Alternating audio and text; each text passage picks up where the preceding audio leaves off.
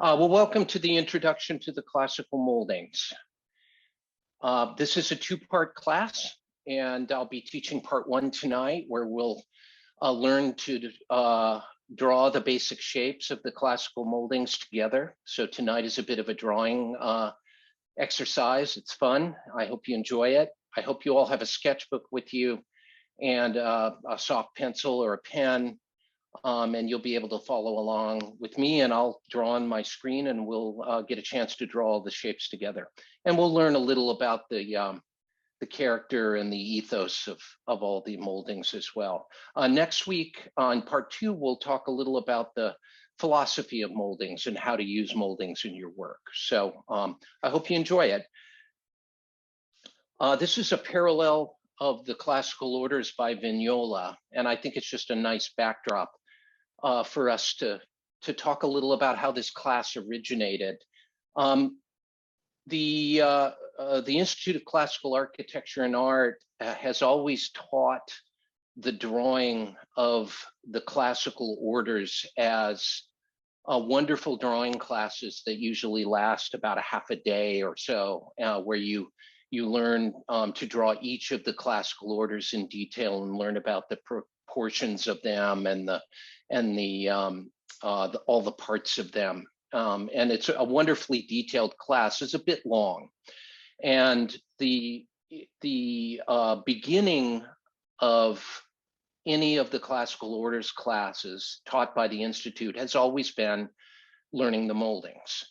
And in Southern California, we've been doing this for years, and we would usually schedule the orders class on a Saturday, and it took most of the day, and it was very difficult to get people to commit to a 6-hour class, say, on a weekend. And so we were looking for ways to make it more accessible to people, and it occurred to us that that if we split out the moldings, the discussion of the moldings and the learning of the moldings, and taught it separately, then we could do a couple of things. One thing is we would make the orders classes shorter, because you learn the moldings once, and then you can take any of the orders classes. You don't have to teach it over and over again. But secondly, it allowed us to dive in a little more detail into a conversation about the moldings. Not only would we learn to draw the basic shapes, but we could learn a little bit about the philosophy of the moldings, and we could see examples and discuss them. So that's the genesis of this class. We started teaching it in Southern California over 10 years ago, and it's been a big success. So I'm glad you're here with me this evening to learn about this fascinating subject. Good architecture speaks to us. The elements of architecture define a grammar and a syntax of a language. And when architecture is doing its job well, it's using that language to tell us stories. Stories about architecture itself, about the physics and structure and the construction of it. And stories about us as well, about our cultures, our values, our aspirations, and our nature as human beings. In order to begin a study of classical architecture, it's logical to begin with the moldings. They are the alphabet of that language. They are the bits out of which most of what we understand as classical architecture is made. This image, I think, is really beautiful. This is a drawing by my good friend and fellow instructor, Damian Forte, that shows the alignment of the form of the elements of classical architecture with the human form. What are the classical moldings? Simply put, the moldings are simple, linearly extruded shapes based on Platonic solids. The moldings are the smallest physical units, the atomic units, if you will, of classical architecture. They're the smallest bits that we can break classical architecture down into and still have them retain identifiable characteristics. So in that literal sense, they are the atoms of classical architecture. Starting with the moldings is appropriate because they crystallize in microcosm many of the ideas that define the language of classicism itself. This is a beautiful building. This may be a building that's familiar to many of you if you're in Southern California. This is the Pasadena City Hall by Arthur Brown. What is the purpose of moldings? What do we use moldings for? Well, first, pragmatically, moldings are often used to embellish or conceal intersections between adjoining surfaces. They're often used as applied embellishment to otherwise plain surfaces. But much more importantly, moldings are the basic building blocks of the language of the orders of classical architecture. To the thoughtful classical architect, the moldings are not something to be applied in an additive, superficially decorative fashion, but they are in fact the fundamental units from which the basic form of the architecture is built. So I want you to think of moldings in this way, not as trim to be added to spice up the architecture, but as the fundamental parts that we use to assemble architectural elements. Moldings provide important fine-scale detail and visual interest through the rendering of shade and shadow upon their surfaces. Moldings are important transmitters of information about tectonics, and tectonics is the structural logic of the architecture. We'll learn much more about this in part 2 of our class next week. Moldings are also important elements in creating a fractal hierarchy of scale, where they mediate between the scales of the very large and the very small, between the scale of the building form and the scale of the human form. In that way, they help shape buildings into places that are engaging and comfortable for people. For example, consider this building. As I said, this is the Pasadena City Hall by Arthur Brown, a wonderful American Beaux-Arts architect. This building was constructed in 1927. Here's a beautiful photograph of the dome, the central dome of the Pasadena City Hall. And I think it really shows the kind of luscious rendering of shade and shadow upon the surface of the building itself and upon the fine scale details that make up the architecture and ultimately on the moldings that make up those elements. So here we see the Pasadena City Hall from a distance of 1,000 meters or so. And we see it as a beautiful shape, an overall form, a beautiful profile against the skyline. But as we start to zoom in, the form still retains its engaging character, but we start to see more detail within the architecture. The individual elements that make up the language of the architecture become apparent. We start to see columns and pedestals. We see balustrades and sculpture.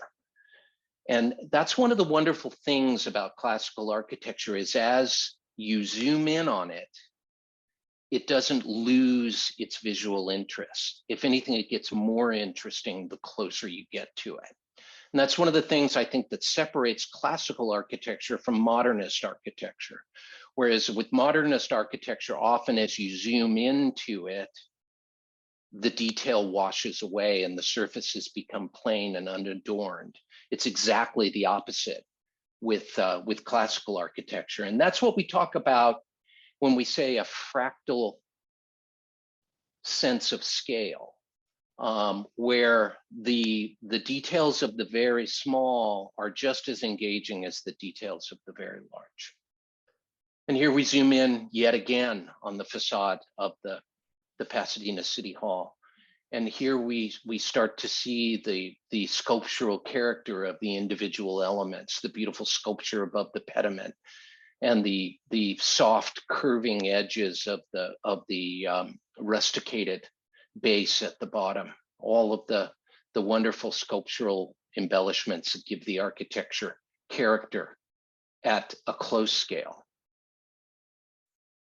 And if we zoom in yet again, we start to see the individual moldings.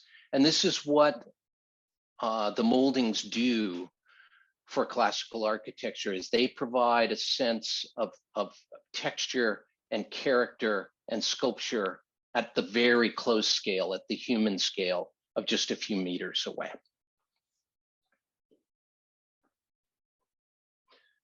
So I'd like to quickly discuss some references for classical moldings. These are useful references for the practitioner in the studio. These are references that I refer to all the time. We have all of these in our library at my office. Many of these are out on people's desks and are being referred to, but they're especially good for the moldings. First are important treatises by masters of the past. We have first on architecture, Sebastiano Serlio from 1545. Serlio was an influential Renaissance architect, and his treatise is particularly strong on moldings and different uses of moldings. So I recommend Serlio to refer to. The four books of architecture, the Quattro Libri, very famous book, Andrea Palladio from 1570. There's an MIT Press edition in paperback of the Quattro Libri available on Amazon. I recommend any of you that don't have it to purchase it. Palladio was perhaps the most famous of the Renaissance architects, and his treatise is probably the most famous of the Renaissance treatises. It's also very readable. It's a wonderful read. There's a full description of the classical orders. There's also a full book in Palladio's four books on measured drawings that Palladio did of Roman buildings. And he zooms in very closely onto the details of Roman buildings. So all of the Romans' use of moldings is documented very thoroughly in Palladio. Most interestingly, Palladio's book is what I would consider the first example of an architectural monograph in the modern sense. We're used to seeing books published by individual designers or individual architects that just show their work. Well, Palladio's treatise, one of his four books is just about his work, about villas and palaces that he had designed, and he shows beautiful drawings of all of those buildings. And then he writes about the rationale behind them, the idiosyncrasies of the clients, the particular character of the individual building. So it's really a wonderful book. And lastly, William Chambers, a treatise on the decorative part of civil architecture from 1759. I love this book. I use it all the time. William Chambers was George III's court architect. George III, of course, was the monarch that we rebelled against in the American Revolution. So we think of him kind of in a bad light, but he was actually a pretty sensitive guy and a very good amateur architect. And George III's tutor in architecture was William Chambers.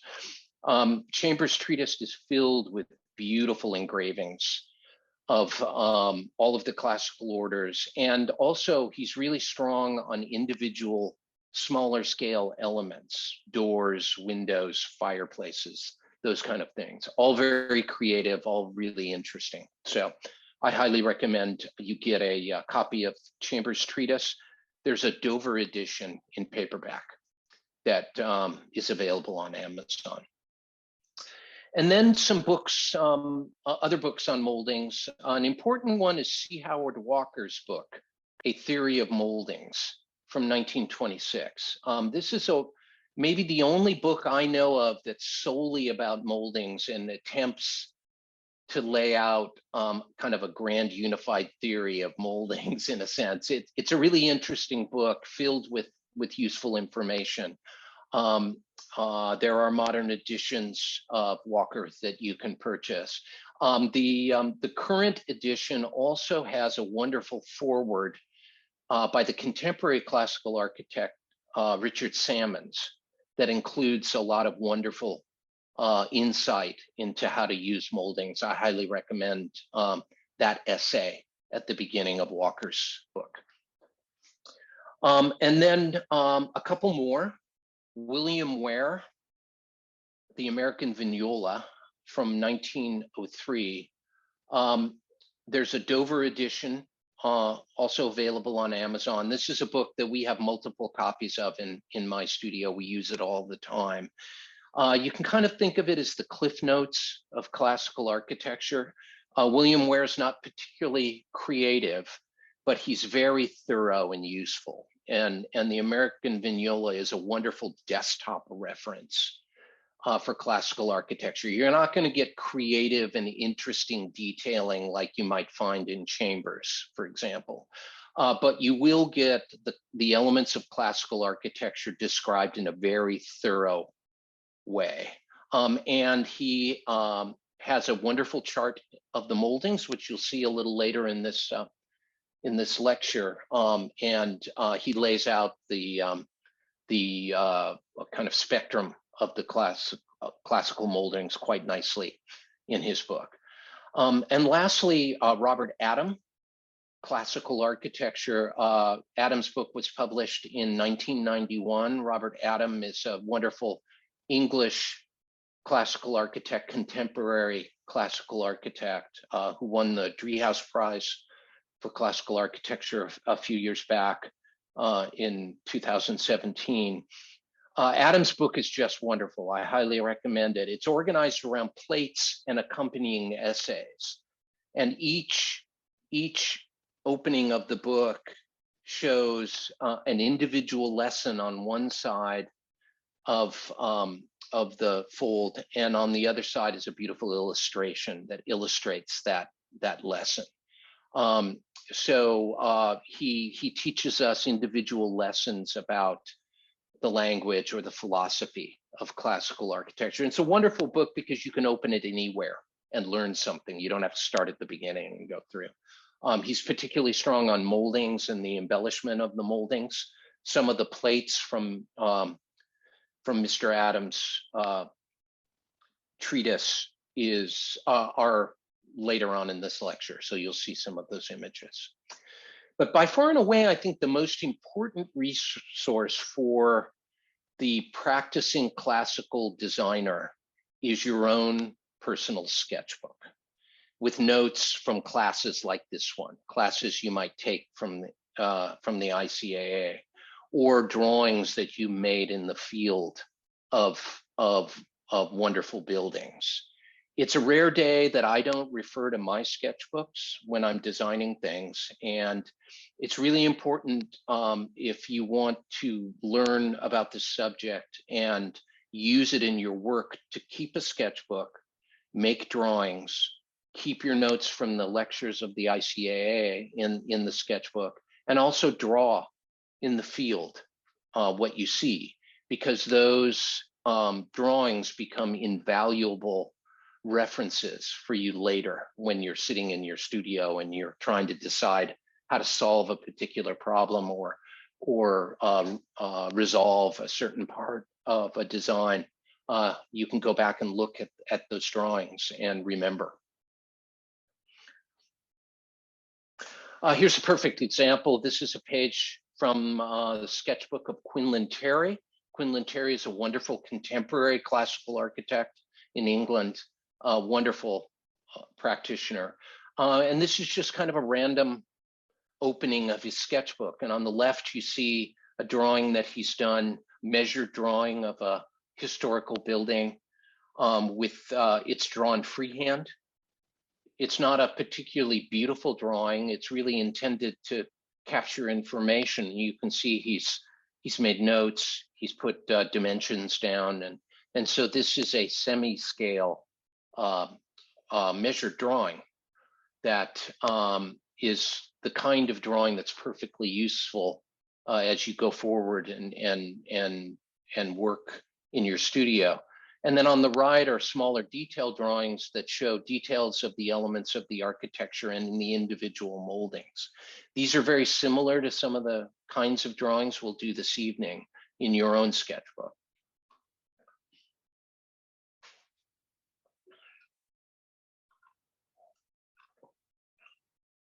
So this is an image, the chart of the moldings from William Ware's book, The American Vignola, which we discussed earlier from 1903. We talked about the moldings as the atomic units of classical architecture. And in a sense, this is the periodic table of the moldings. Here we see all of the basic shapes. These are the shapes that we'll be looking at in great detail this evening and drawing together. The most straightforward way to categorize the moldings is by their geometry, by their shape. The moldings fall into 4 geometric categories: straight, convex, concave, and compound or inflected. Straight, convex, concave, and compound. So what follows tonight is really the meat and potatoes of our class. We will now draw all of the basic moldings in each category. So I'd like you to draw freehand following my lead. I'm going to switch my screen share and draw on a whiteboard. And when I switch to the whiteboard, that'll be your cue to have your sketchbook open and be ready to draw along with me. Draw them all at a similar scale and label each of them with its name. And a drawing about that big around is just fine. Here's some examples of the kind of simple drawings that I'd like you to do.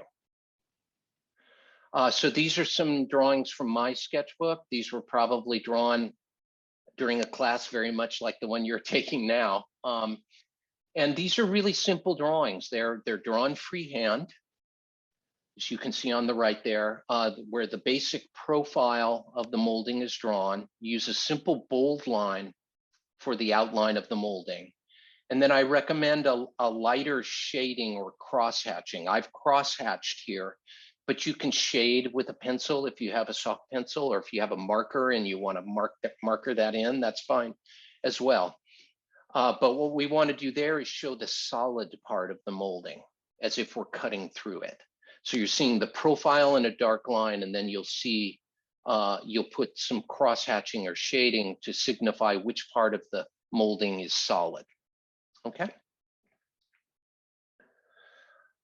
Sometimes adding 45-degree lines like these examples, that's an easy way to show a 3-dimensional quality, and I'll show you how to do that tonight. And that 45-degree line can give you an idea of what the molding actually looks like in space.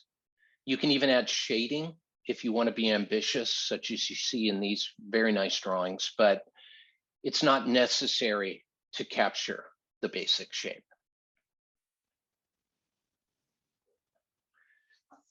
And this is another drawing page from my sketchbook. And this shows how the moldings can be clustered together to make up the elements of classical architecture. In the lower right there, for example, we see the very famous base of the Ionic column. It's called an Attic base. And it's really just a series of moldings clustered together. And so we'll learn a bit more about that next week as we dive a little deeper into the philosophy of the moldings. But let's get started. Okay, get your sketchbooks out. We're going to start first with the moldings categorized by geometry, and our first category are straight moldings. As you might imagine, these are moldings which have flat surfaces and no curvature. And the first of the flat moldings is the fascia. The fascia. So I'm going to stop sharing now, and I'm going to switch to the whiteboard.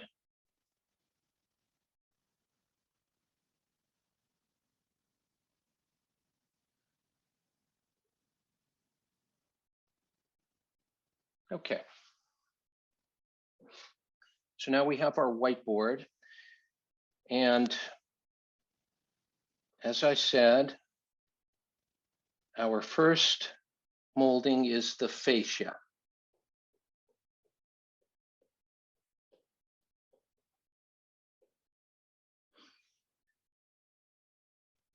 the fascia. And fascia means face. Pretty straightforward.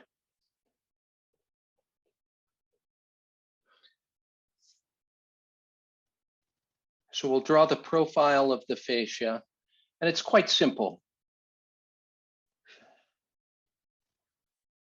The fascia is simply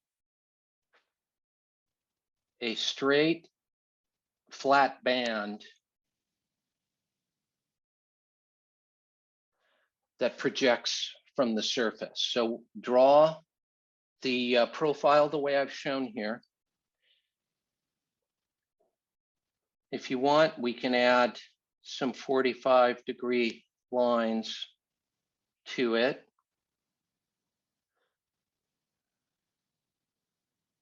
To give it kind of a three-dimensional quality and give you a feel for what it looks like to project from the surface. And then we can shade the molding, the solid part of it, with some cross-hatching or some shading. So I'm going to do that here.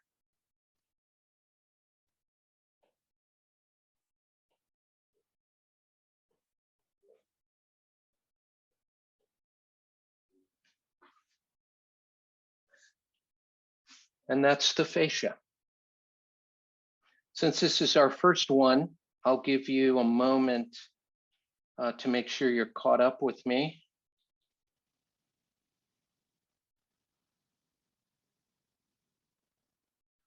And we'll darken that in. And that's the fascia.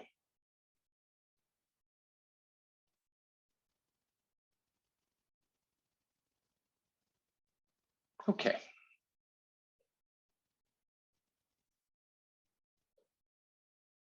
So now we'll go back to the slideshow.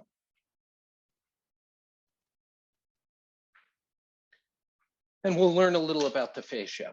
As I said, fascia means face or band. The word fascia also refers to a band or a sheet of connective tissue in anatomy. So that's yet another biomorphic reference that's embedded in the language of classical architecture. A fascia is a linearly extruded, continuous flat surface. It's seen as a standard feature of the entablature in all of the orders, in the architrave and in the corona of the cornice. It's also seen as horizontal banding or string courses. So let's look at some examples. Here's a plate showing the column and entablature of the Tuscan order. This is from William Chambers' treatise. The corona is of the cornice at the top, as well as the frieze and the architrave. These major bands are all fasciae. So let's look at, if you can see my laser pointer here, this is the architrave, and that's a fascia. This is the frieze, and that's also a fascia. And the corona up here in the cornice is a third example.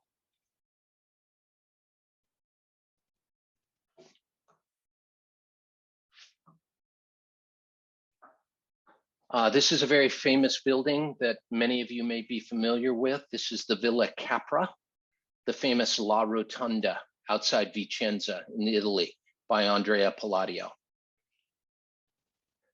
This dates from 1592. Wonderful, beautiful villa in the Italian countryside. If we look in closer, here's a close-up of one of the corners of the Villa Rotonda. And you can see down here, this band that runs around the building here is a fascia, almost exactly the way we drew it just now. And that's a perfect example of that kind of banding, that kind of fascia banding.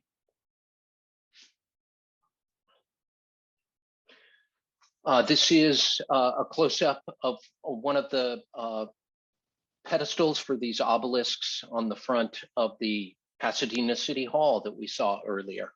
And you can see the banding across here at the top of this plinth that runs around. That is a fascia. You can see it silhouetted against the sky here. That's a fascia.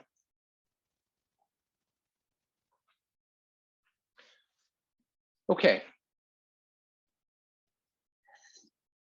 Our next molding, straight molding, is called a fillet. A fillet. So let's draw the fillet together.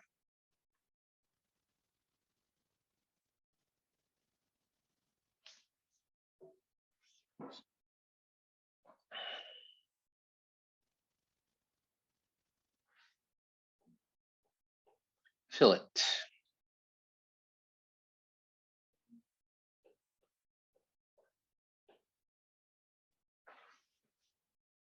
And the fillet is also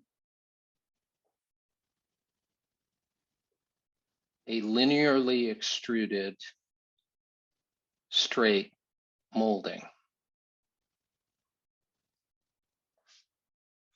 Like that. So we can draw some 45-degree lines here again to give the character of a fillet, like that. And then let's shade it. Shade the solid portion.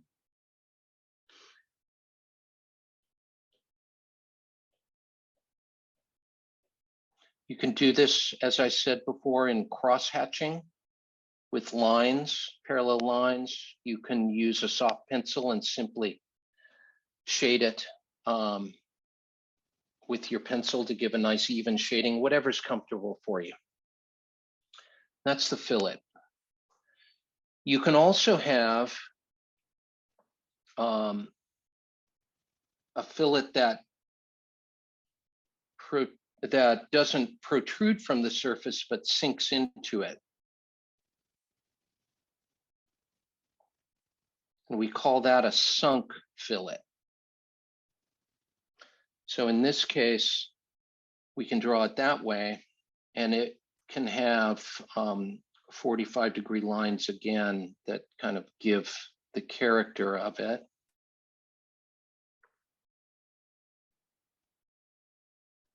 Like this.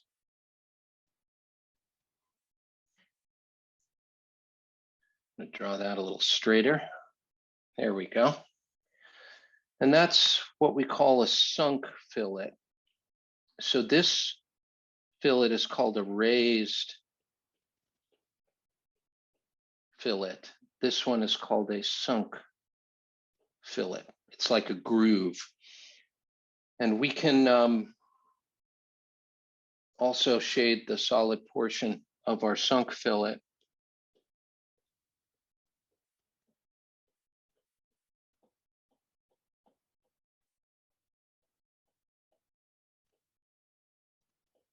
Like that.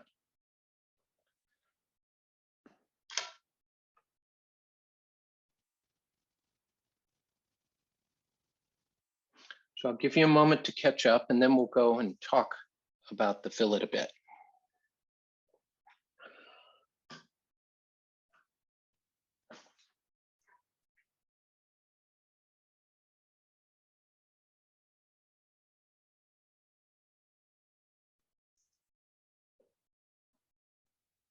Okay.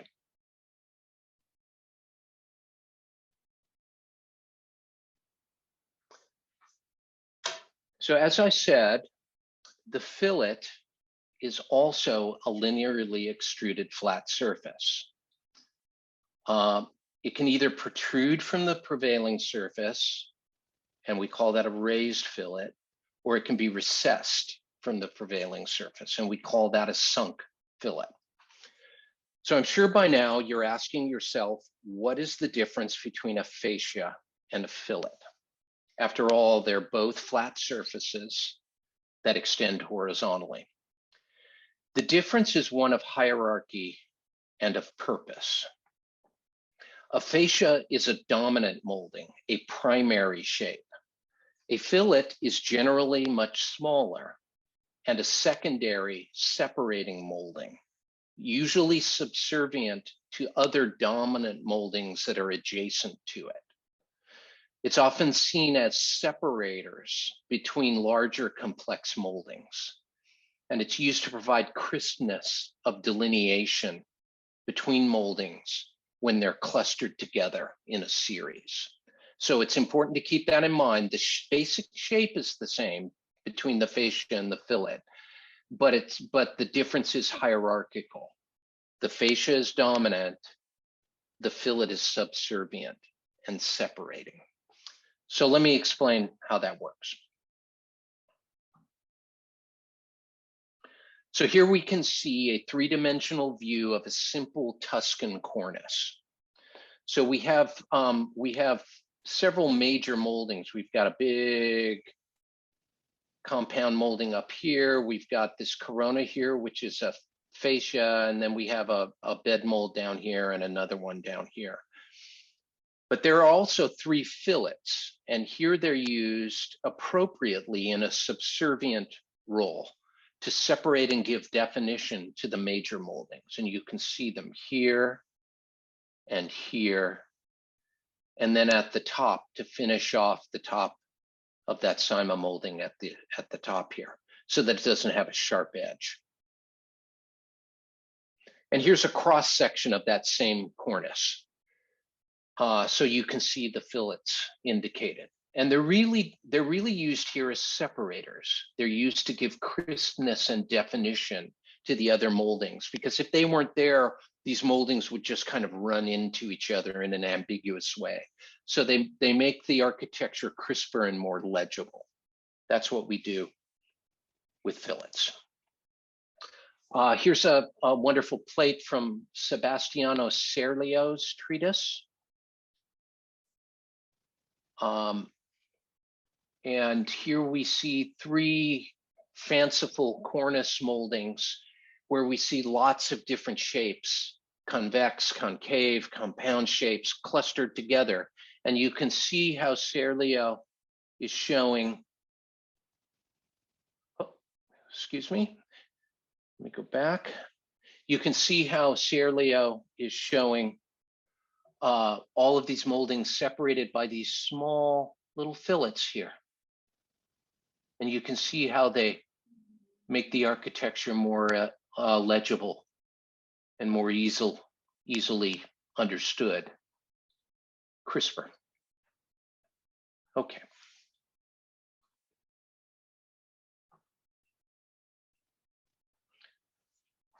So our next straight molding is the splay, sometimes called the splay face.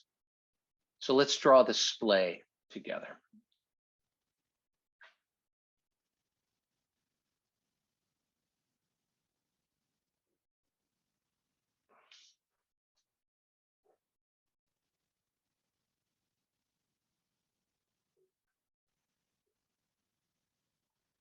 Yep. There we go.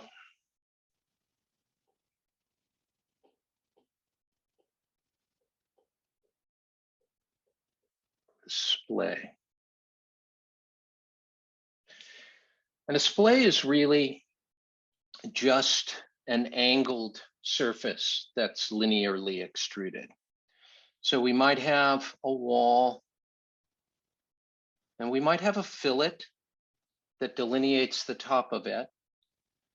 And then we have an angled surface at some angle that's chosen by the designer. And then we might put a fillet at the bottom like that. So if we were to draw a 45-degree lines off of that, it might look something like this.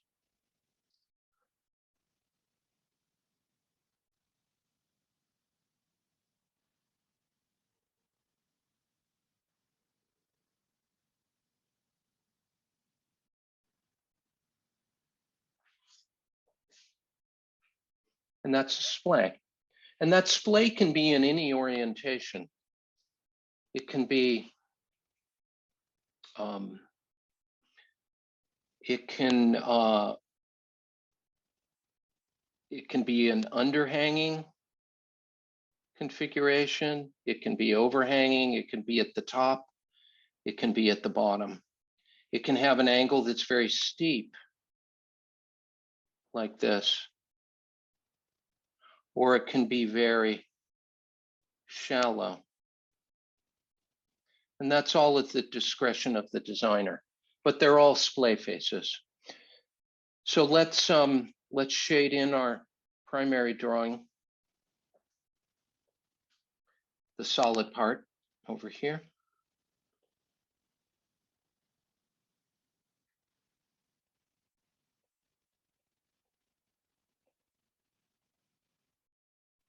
Again, you can shade it any way that is comfortable for you. Like that.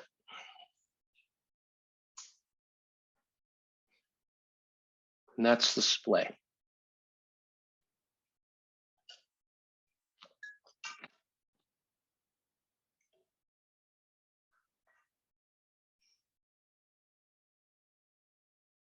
Okay.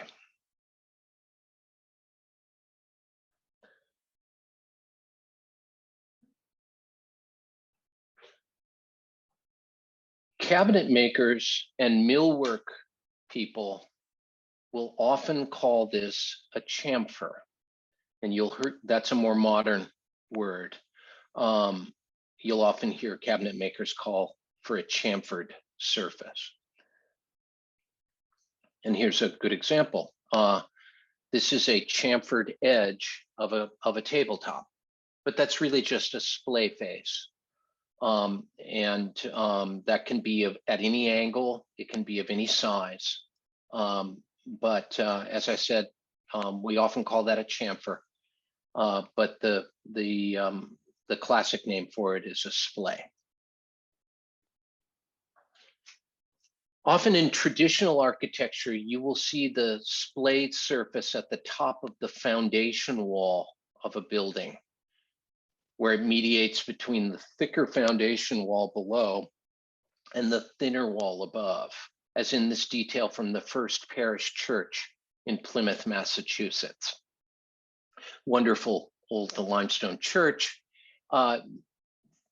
This shape is really pragmatic in this kind of application because it's an effective way to shed water off of the foundation of the building.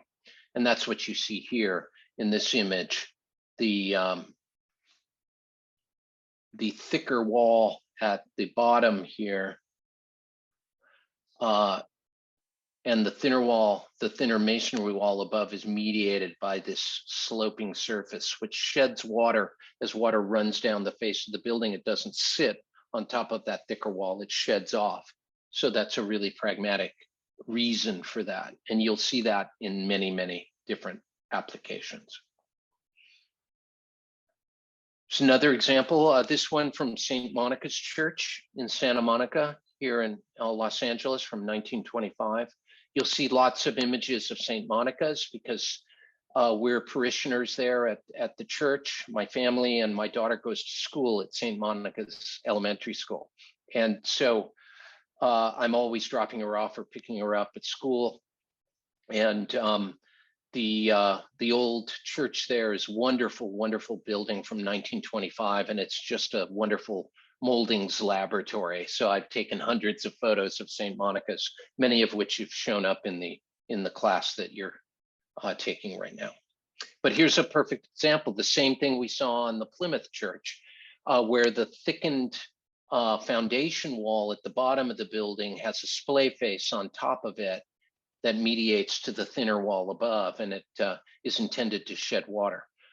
Here in the foreground, you can see it. You can also see it on the wall in the background. Another example at St. Monica's, this is one of these delightful little window bays in the confessionals on the side of the church. And you see this steeply sloping sill here. Well, that's a splay face right there. In this case, much steeper than the other examples. and again, intended to shed water, keep water from soaking into the joints of the masonry.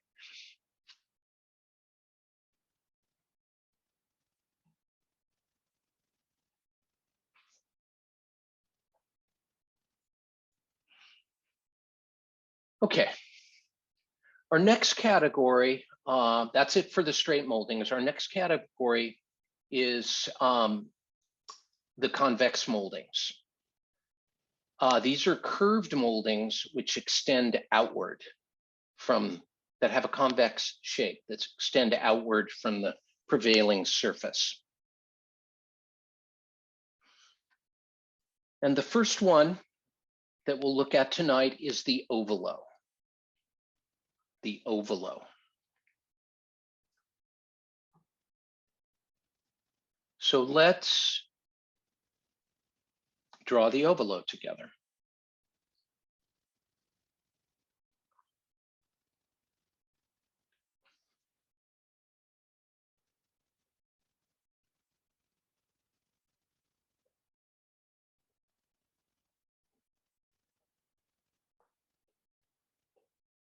The ovolo. Ovolo means egg.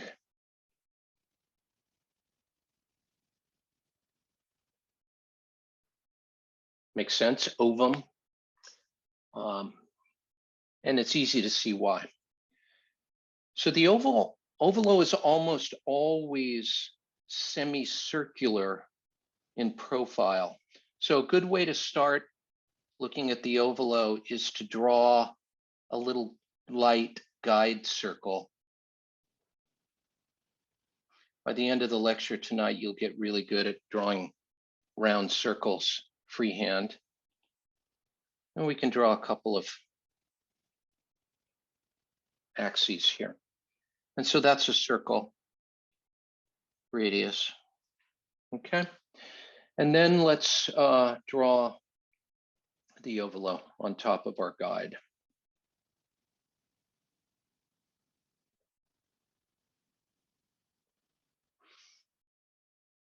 So what we might do is draw a little fillet here.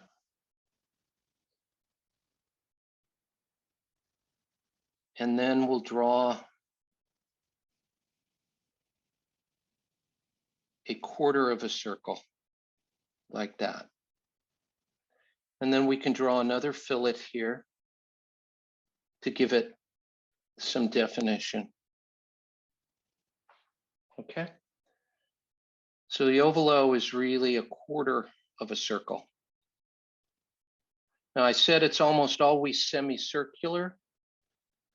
Almost always, not always, but most often you'll see it as a quarter circle. So we can draw some 45-degree extensions off of that if you want to. Don't need to, but kind of helps us see what the shape is like in 3 dimensions. Like that. And that's the ovolo. And then let's shade the solid portion as we've been doing.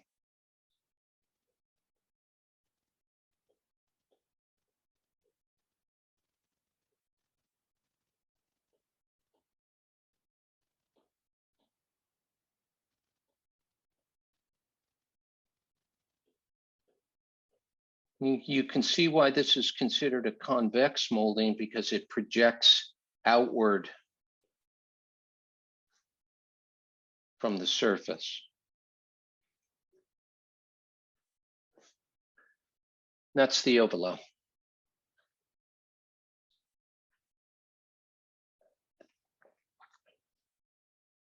I'll give you a moment to catch up with me.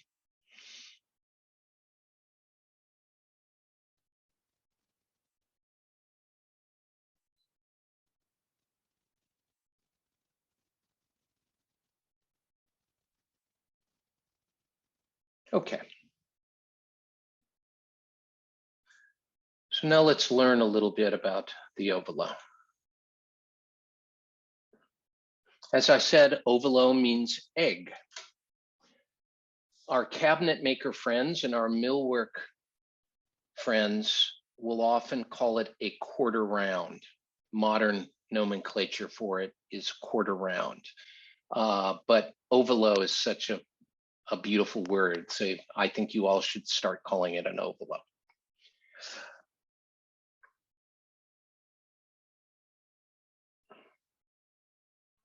So here's some examples. This is a column capital from a house I designed in Central California. It's a Tuscan column, and you can see the stone arches come down and rest on top of that column.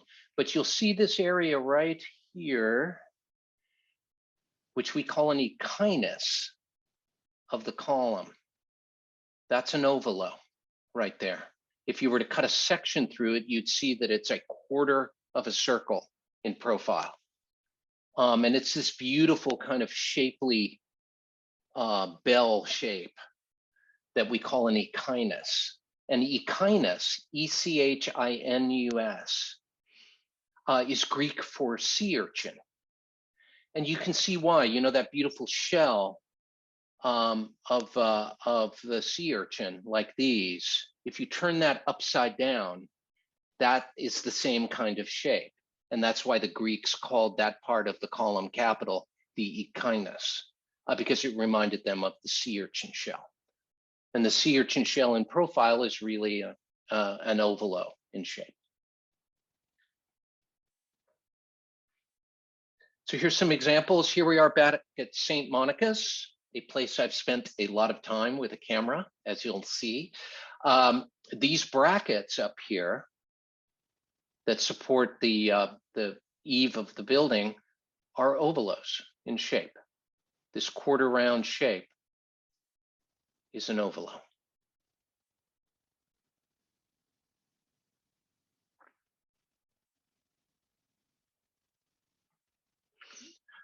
Another example, this is a rustic stone and terracotta column on a house, and the abacus at the top here has an ovolo profile, and you can see it in profile here as the molding turns the corner.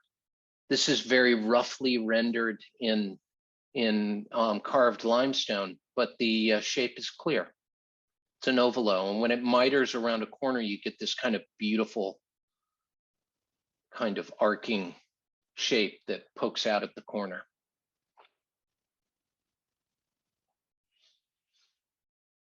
The ovolo is often decorated with an egg and dart motif. This is called egg and dart, which is the ubiquitous classic embellishment of the ovolo.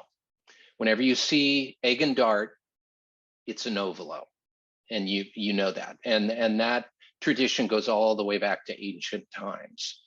The egg and dart dates back to the early Greek period. And there are different stories about its origin: life and death, the egg and the spear, or male and female. Again, the egg or the womb and the dart, the male dart. So nobody knows for sure, but it is a beautiful kind of rhythm of contrasting elements that I think gives it its rhythmic beauty and its charm. The shape of the spear or the dart in between here, and you can see that right there, that profile is actually the shape of the ovolo. So you can imagine an unadorned ovolo that a sculptor went in and sculpted deeply and sculpted these eggs and sculpted the darts out of them. But that's the shape of the ovolo, is the surface, that rib of the dart. And you can see it's in a quarter round shape. Okay, our next convex molding is called a torus. A torus. So let's go draw that together.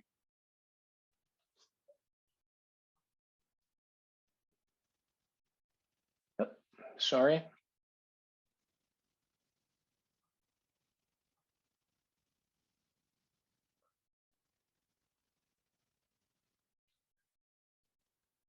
Forgive me, I'm having a little problem unsharing my screen. A little software issue. There we go. Okay, great. So let's draw the torus together.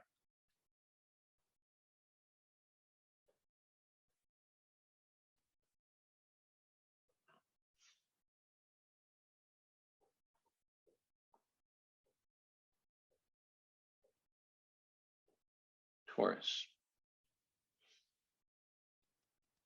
Torus means cushion.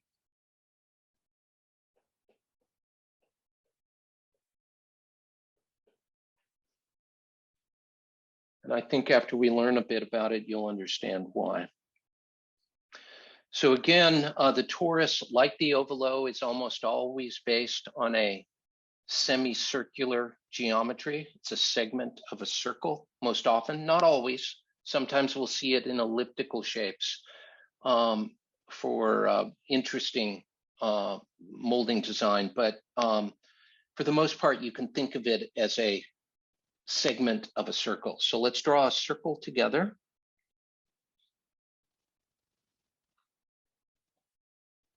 Just a light guideline here. That one's a little crinkled, but you get the idea. And some axes here. Okay. And then that's our circle and radius. And so now we will draw the profile of the torus. So let's start with a little fillet at the bottom to give it some delineation. And then we're going to draw half a circle.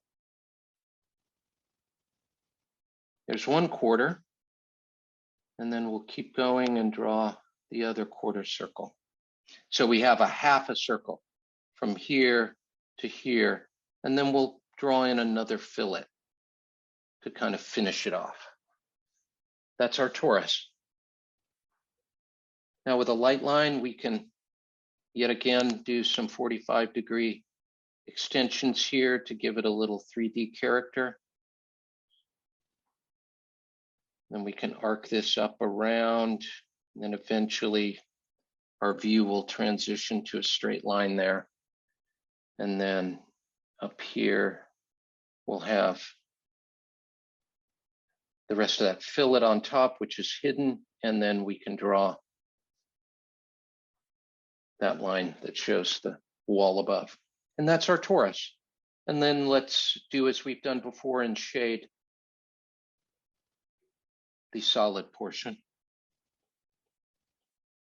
This is a big, meaty molding, so there's lots of shading to do here. The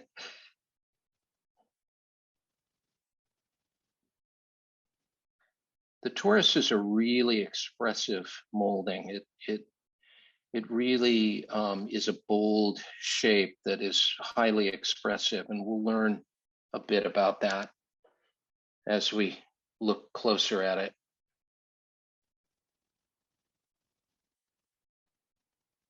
And that's the torus.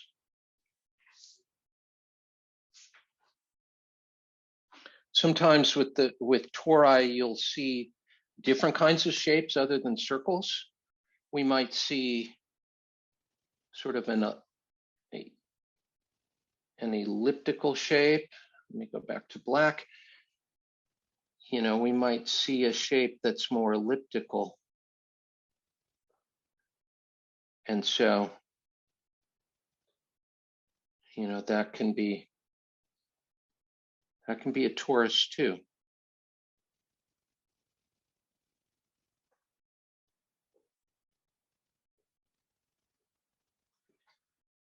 But more often than not, we'll see the circle.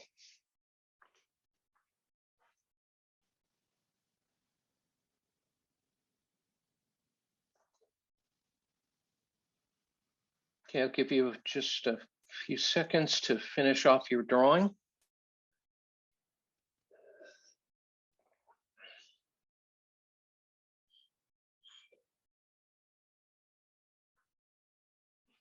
Hope I'm not rushing you all too much. We've got such a lot of material to go through tonight that I kind of have to keep moving. But hopefully you've all caught up with me. Okay, so let's stop sharing. We'll talk a little bit now about the torus. As I said, the torus appropriately means cushion, and it's easy to see why. The torus is almost always seen, not almost always, very often seen at the base of walls and at the base of columns, where it conveys a sense of weight bearing. So when you see a torus at the bottom of a building or a bottom of a pedestal or a bottom of a column, it's almost like there's a material that's squishing out under the load that's coming down on top of it. The column is pushing down, and that torus is like a jelly material that's squishing out. And that's a wonderful way to see moldings. We'll talk a lot about that next week as kind of indicators of structure of what the building is experiencing. We almost always see tori immediately above the plinth or the bottom plate of a classical column. So here's a really good example of that. This is the base molding of the giant Ionic columns at the National Gallery in Washington, D.C. This is a photo I took when I was there in pouring rain. And so I was hiding from the rain underneath the wonderful portico at the National Gallery. The architect here is John Russell Pope. But here you can see that attic base that we saw in my sketchbook earlier, where we have the plinth at the bottom here, which is the square base. And then right above that is a beautiful big torus. And that is common in one configuration or another on all of the orders, the classical orders, the columns, have these big expressive tori at the bottom.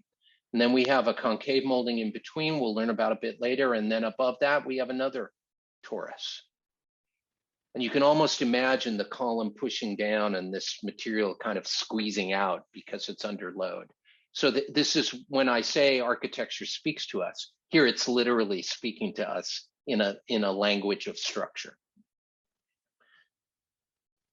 And here's another example of that same base configuration, but instead of a circular column, this is a pilaster against a wall. This is one of the carved stone pilasters at the Breakers, the wonderful Vanderbilt mansion in Newport, Rhode Island, by Richard Morris Hunt. And I love this photograph because I think it shows so beautifully the sensual quality of the moldings when the shade and shadow is rendered on their surfaces. Here the light is raking dramatically across it and really gives you a feel for that wonderful sculptural quality that's so emblematic of these shapes. Here's a wonderful creative column capital designed by Quinlan Terry, the contemporary classical architect from England. This is a drawing by his son, Francis Terry, of a wonderful creative column capital that features a dramatic, big torus at the bottom here, rendered in a basket weave pattern. And you can almost imagine that having been a basket, and when the weight came down above, the basket squished out. So I think it's marvelously expressive, and it's a perfect use of the torus to kind of speak to us in that language of structure. Wonderful design. And here's a photo of the actual finished column capital, where you can see that beautiful big torus.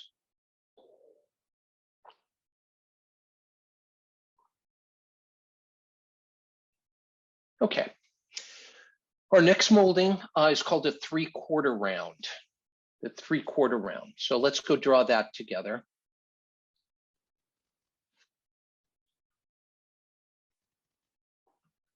So I'll share my screen here and we can draw the 3/4 round together.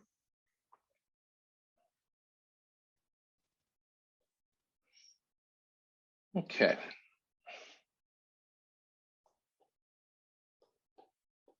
The 3/4 round.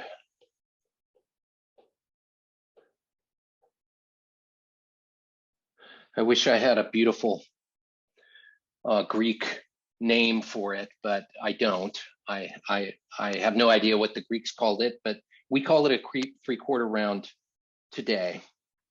And again, let's start with a guide circle. 3/4 round is almost always, again, a segment of a circle. So let's draw ourselves a guiding circle here and our axes again. So there's our circle.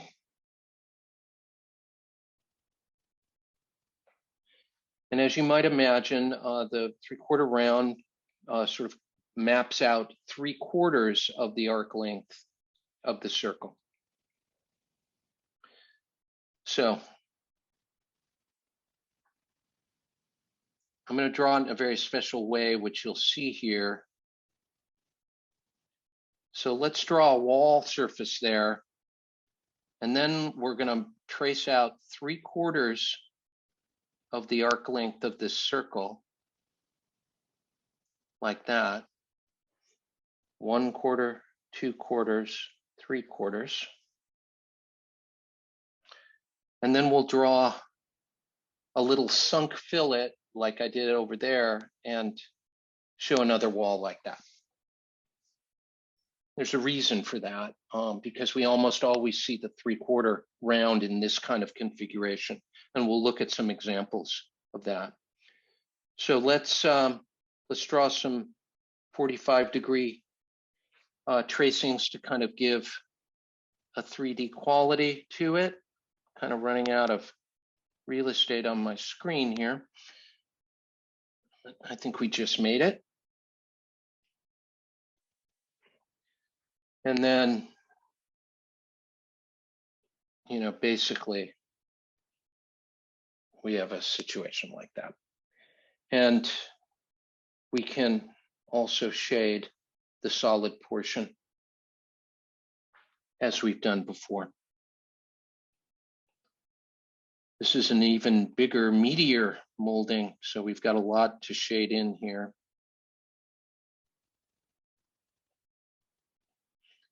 But all of this is solid.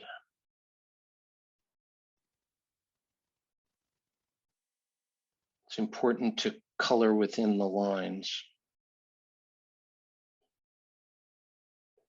I think we were all taught that when we were kids in the coloring book.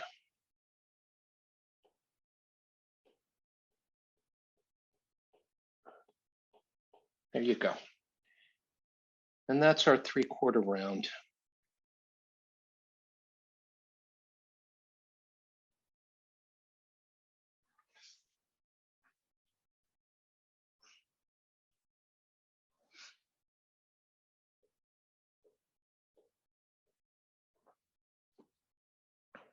I'll give you a moment to catch up.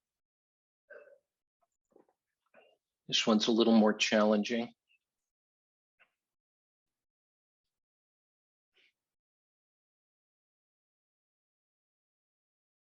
Okay. So let's talk about the 3/4 round a bit. The 3/4 round is often represented as rope or cord with a twisted or braided embellishment. And we'll see some examples here. Here's an example. This is the doorway, the front door of the rectory at St. Monica's in Santa Monica from 1927. And you can see that the column here in the corner is a 3/4 round in exactly the configuration that we drawed it together. And if you trace that column up and it continues up and around the arch, it's that same configuration. You almost always see the 3/4 round tucked into the corner. where it's either a column or it's some kind of rope-like embellishment.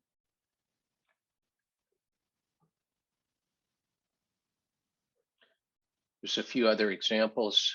Here's another detail of that same doorway. And here you can see the 3/4 round rendered as a columnar element that's tucked into an inside corner. And that's just the way we drew it together. And as I said, it's often rendered as rope. Here it's literally rendered like rope, carved out of stone, but it's a rope-like sculptural element that's tucked into the inside corner. Here again, one of the doorways at the rectory in St. Monica.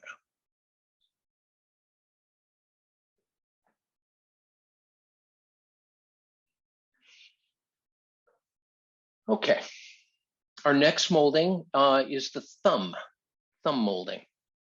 And it's pretty easy to see why.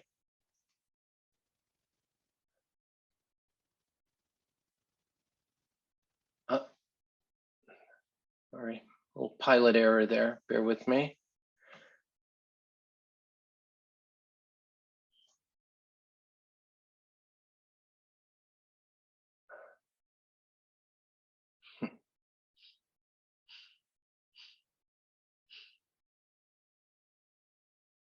There we go.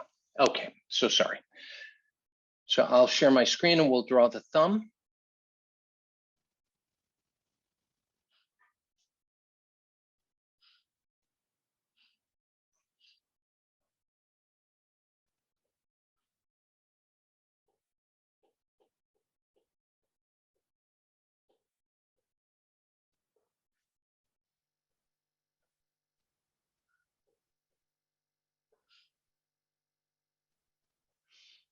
The thumb molding.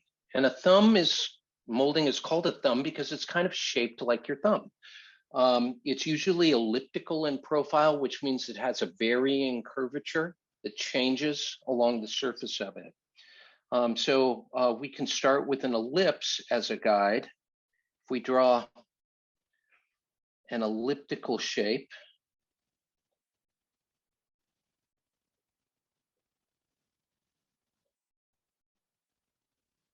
okay, then the thumb molding is simply a segment of that elliptical shape.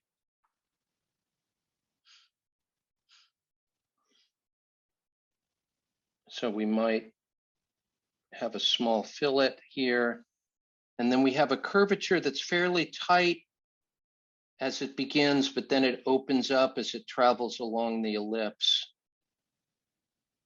some distance, and then we have that. So we call that a thumb. And that shape can vary. Because it's a variable shape, it can be very nearly circular or very attenuated. But each of those can be considered thumbs, thumb moldings. Sometimes we'll also see what we call a quirked thumb molding, where the shape actually continues into a small concave area. So the molding comes up, and instead of stopping here, it keeps going and comes around. We call that a quirked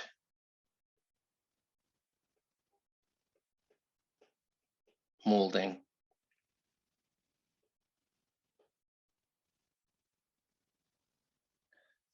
Sorry, it doesn't look like you're able to see that.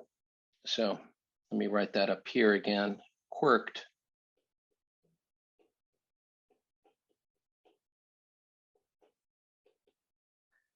That's a quirked molding, and this is actually called the quirk. Right there. Okay, so let's go back to our original drawing. We can draw some 45-degree extensions here again to give the 3D quality of it, like that. And we can shade it.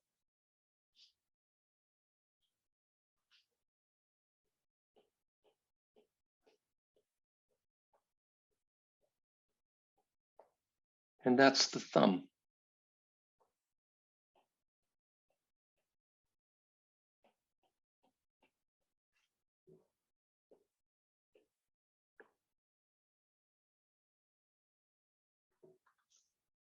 Oh.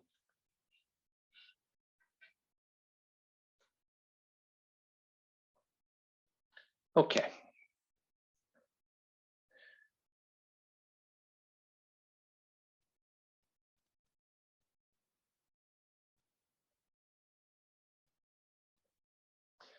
So let's talk a little about the thumb and look at an example or two.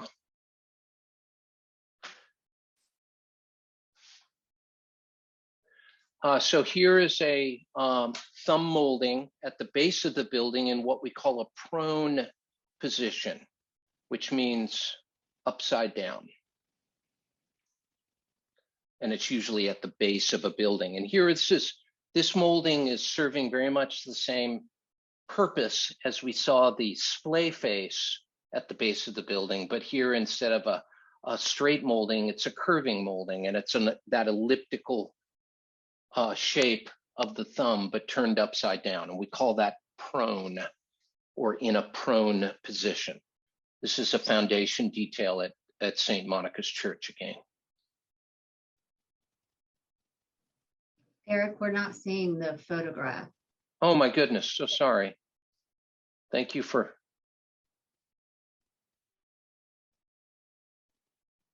Bear with me. Oh, how about now? Yes, thank you. Excellent, so sorry. Again, to reiterate, this is the thumb molding in a prone position. So it's that shape, that beautiful elliptical shape turned upside down and used at the base, as I described. Again, this is the foundation detail at St. Monica's. And another example, this is a very famous building in New York City, Midtown Manhattan, the New York Public Library. And if we look down at the bottom here at this beautiful fountain, the shape of the basin of the fountain is a thumb shape. And you can actually see it in profile as these two parts of the fountain come together here. You can see that beautiful elliptical profile, and that's a thumb. Okay. Next, we have a bead. So let's talk about the bead. I'm going to stop sharing.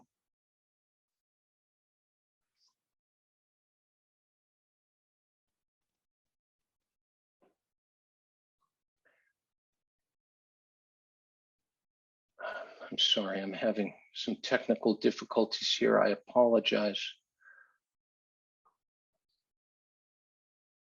There we go. Okay. So let's draw the bead together.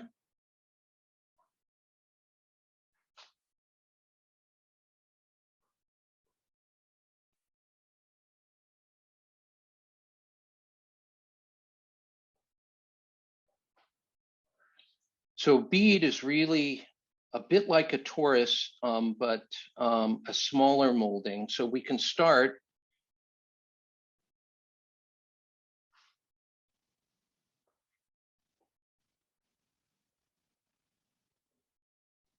okay, the bead.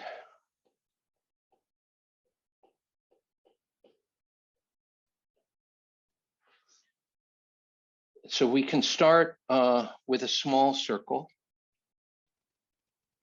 like this.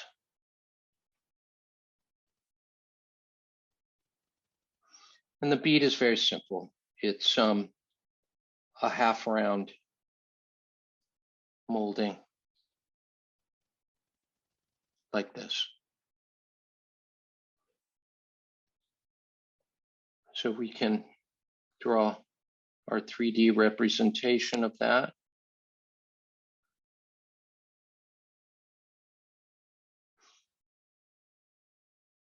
Like that. And then we can shade the solid part.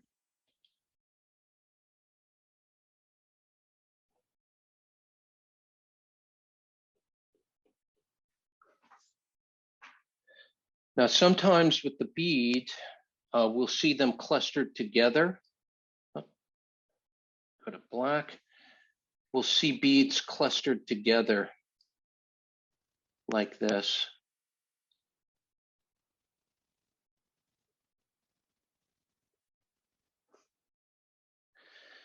And we call that reading.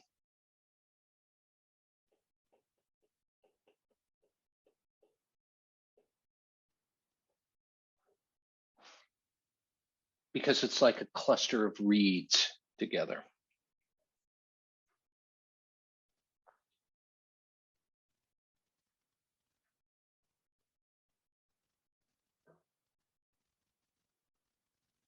Okay.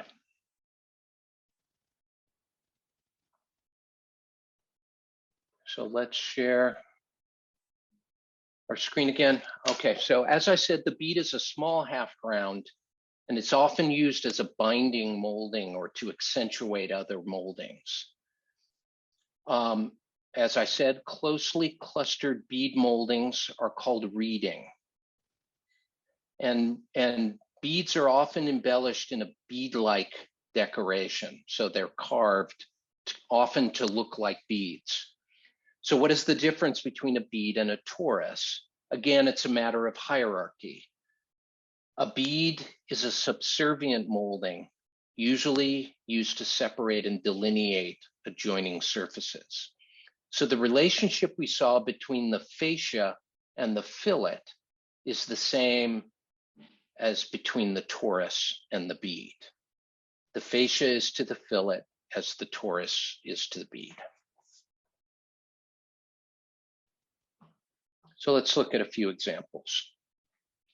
Here's a beautiful drawing of a Ionic capital from Quinlan and Francis Terry. And if we look up here at these, the ring here that sort of binds the volute scroll together, these are beads on either side there.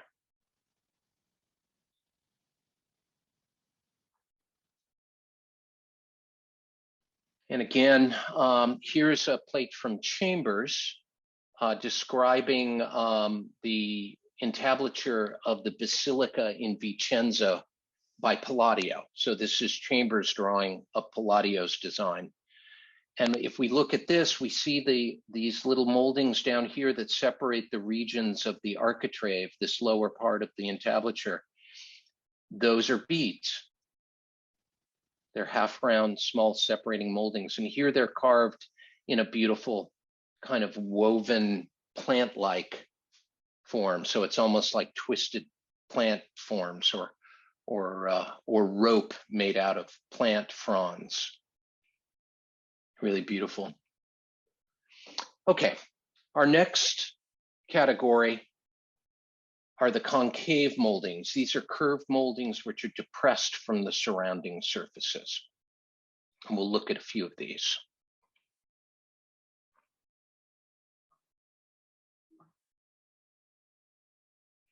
Okay. Oh, so sorry.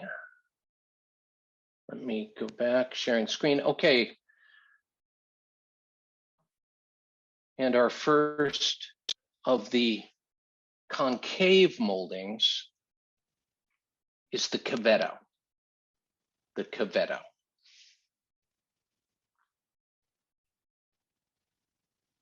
So let's draw the cavetto together.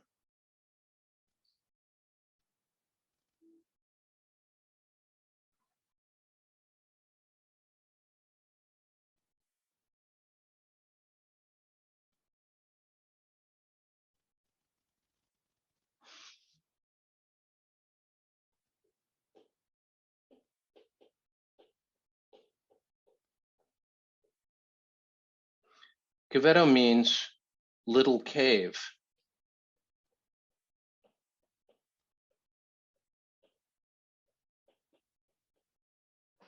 And I think it's easy to see why.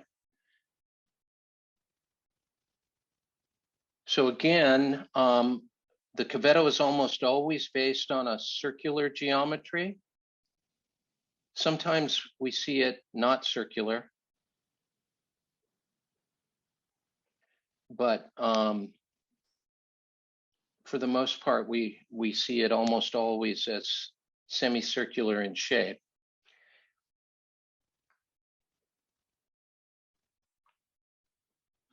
And so we can draw it as a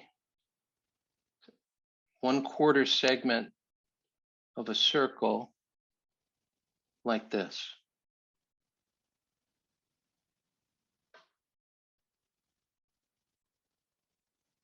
It's sort of the concave analog of the ovolo.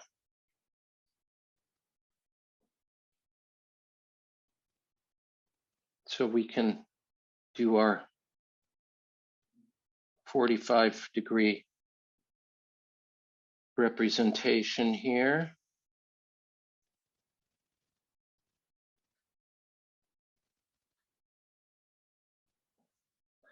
And that's the cavetto. And then let's shade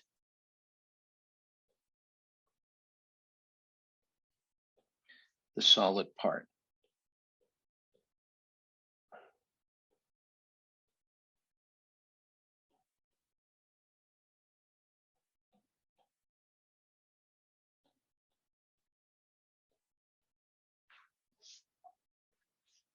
And that's the cavetto, the little cave.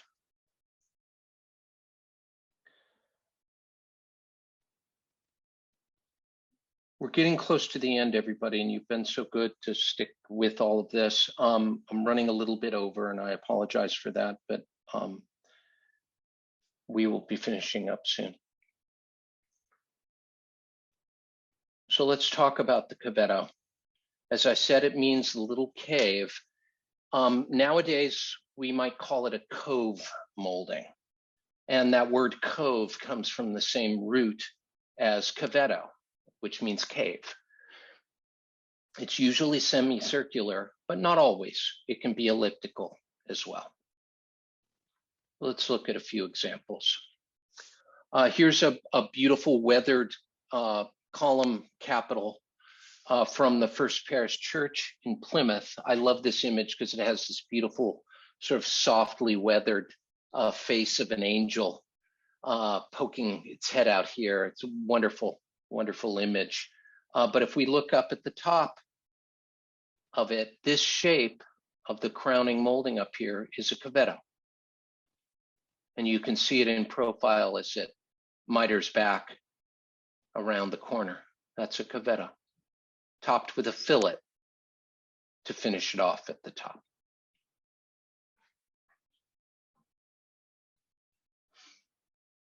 Another example, this is again back at St. Monica's, and this beautiful band that runs around the building, the string course, is a cavetto, this shape right here.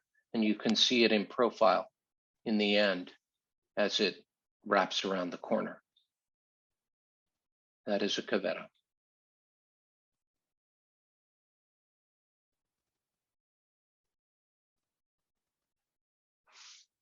And another example, this is a beautiful cornice and pediment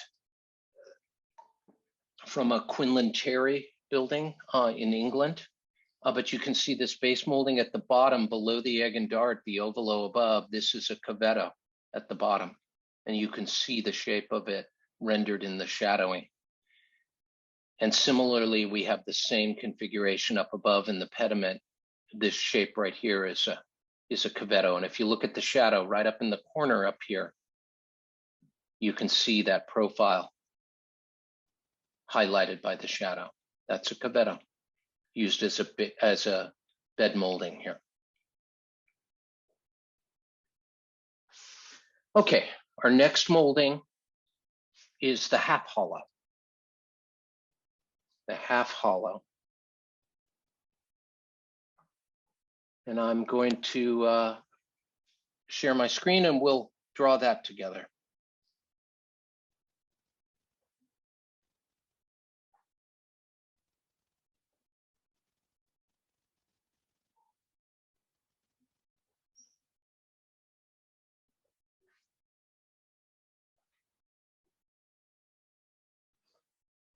The half hollow. Again, we don't really have a romantic sounding name for that from the ancient world, but we typically call it a half hollow. Again, semicircular, almost always. So we can draw a guiding circle here. You can think of the half hollow as the concave analog of the torus, in a sense. It's the same half round shape, but it's concave instead of convex. It's very simple. So we'll draw the wall there, and then we'll draw a half a circle, and then the wall again. And our 45-degree rendition there. A little harder to draw that, but you get the idea. And then we can shade the solid portion here.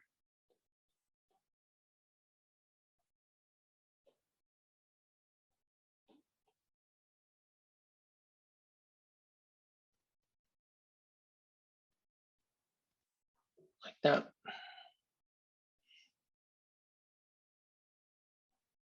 That's a half hollow. It can take on other shapes as well. It doesn't need to be circular. It could be, we might see it elliptical, for example, rather than circular. That sometimes occurs. But more often than not, you'll see it as a segment of a circle.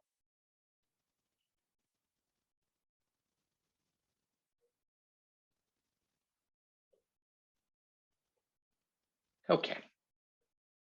So let's look at some examples here. We have a particularly wonderful example of the half hollow I'd like to share with you.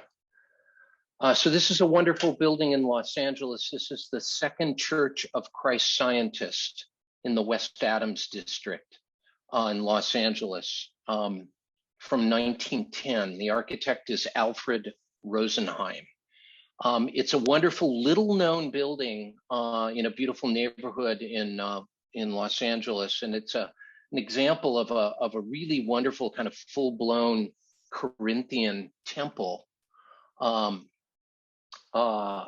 Rendered on the exterior almost entirely in carved granite for the base of the building, and then glazed terracotta, molded glazed terracotta for most of the facade. It's a really, really wonderful, really beautiful building.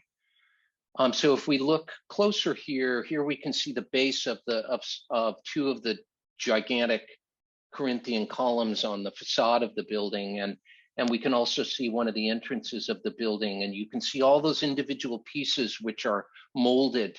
They were sculpted and molds were made, and then terracotta was poured in those, and then they were glazed with beautiful glazing and fired in a kiln. And all the exterior is covered with this wonderful glazed terracotta embellishment, including the surfaces of the columns, and you're seeing them here. Here's the base of the Corinthian columns. Again, you can see those two wonderful big tori at the top and the bottom of the base moldings. These are in carved granite. So they're very durable, but everything above them is the glazed terracotta.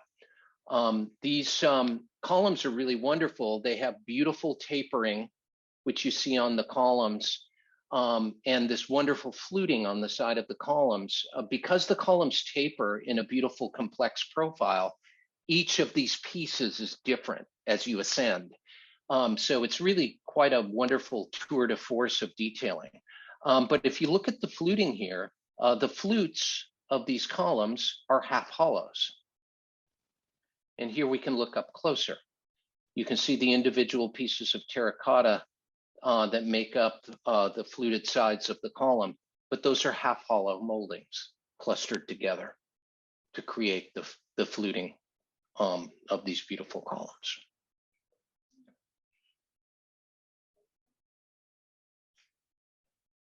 Okay, our next concave molding, I'm not going to draw this with you tonight. You can, those of you that are interested can draw it quickly from this image. This is called a 3/4 hollow. And it's a molding that's you can consider it a concave analog of the 3/4 round. Same shape, but embedded in the surface instead of protruding from the surface. And this is a very rare molding. Certainly in contemporary practice, we almost never see it. Who knows why? Well, the reason is because it's very, very difficult to make. In order to get inside and carve out a 3/4 hollow profile, you need special tools to get in there, and that's really difficult. It can be done in wood with special knives that can do it, but it's pretty rare that you see it. Where you often see it, however, is in Gothic architecture, because the scale of those buildings was so large that workmen could get their hands inside and carve out that 3/4 hollow shape. So for example, you see it here. This is an Italian Gothic window from the 13th century, and this is the kind of architecture that I'm talking about. And if you look closely at the profiles of this kind of detailing, you'll see moldings like this, which are emblematic of the Gothic. But these shapes in here are 3/4 hollow. The shapes between the ribs. Again, very time consuming, very difficult to produce, which is why you almost never see it today. But in the interest of geometric thoroughness, we want you to see the 3/4 hollow. So let's move on to a much more important molding, one of the key moldings, and that is the scotia. This is the scotia. And we'll draw that one together.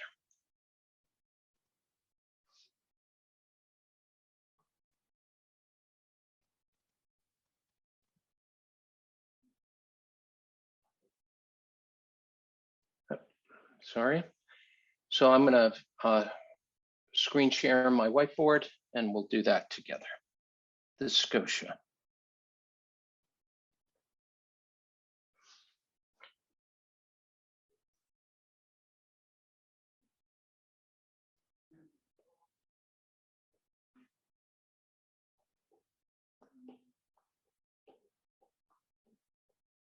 So wonderful molding. Scotia means darkness.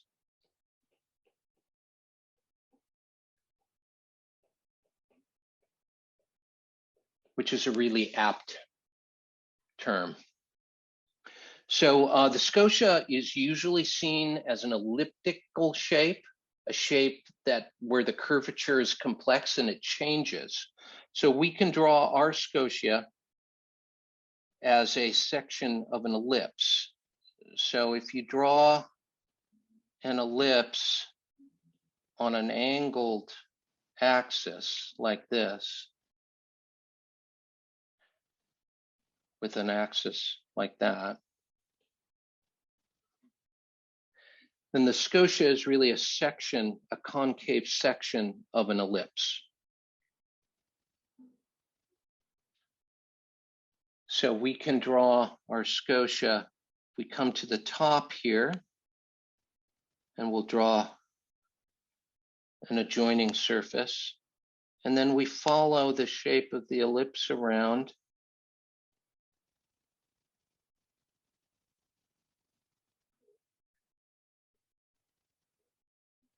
Like that.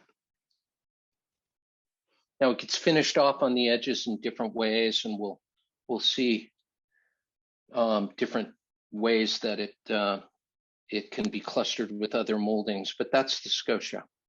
We can draw a 45-degree manifestation of it here if we like that.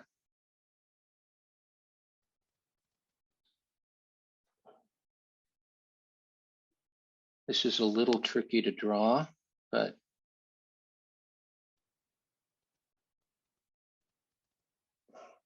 let me do that over.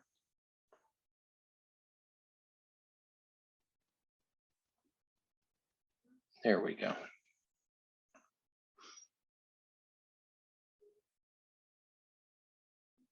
And we can shade the solid portion of our mold. You'll see Scotia in all different kinds of shapes. They can be very deep and expressive. They can be very shallow and upright. And that's really at the discretion of the designer. So, you know, we might see Scotia with very steep profile, or we might see one very deep and reclined in shape, like that. It depends on the application, and you see all different kinds.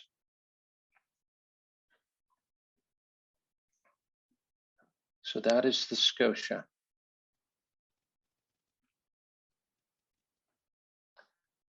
Okay, we're getting close, everybody. Let me show you some examples of the Scotia. Again, Scotia means darkness, and it's easy to see why. It's a deep molding that's highly concave, and it has a wonderful shadow in it. It's used whenever that kind of dark shadow is desired to separate elements. It's commonly seen separating the tori at the base moldings of the Ionic and the Corinthian orders. And here's a good example. These are Scotiae from Greek antiquity.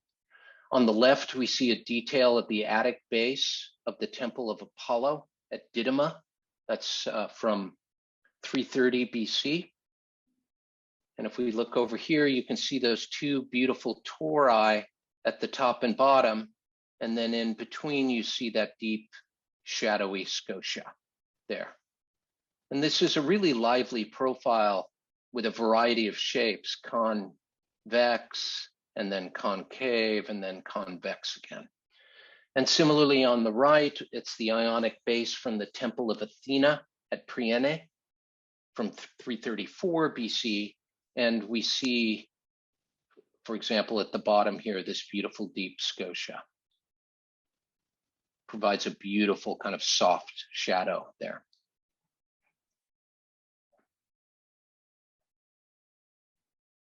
Another example, this is Attic base in Scotia at the Acropolis in Athens, highly weathered, but you see that same configuration again. Taurus, Scotia, Taurus again. And another example, this is a creative contemporary column base by Quinlan Terry, the great English architect. And again, we see that same shape over again, Taurus, Scotia, and Taurus. And then over here, we see it unembellished, so you can really see the shapes on the right.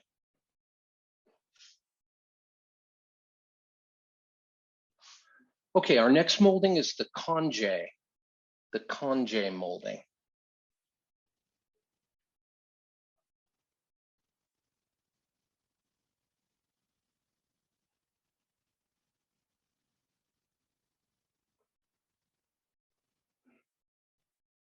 So I'm going to share my screen over here, and we'll go draw this Conge together.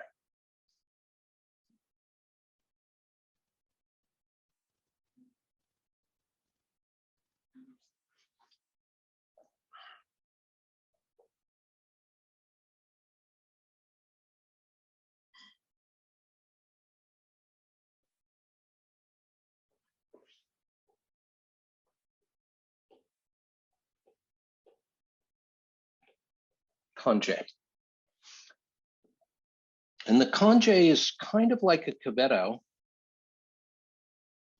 but it's so it's circular in profile. So let's draw a circle together here as a guide to the geometry.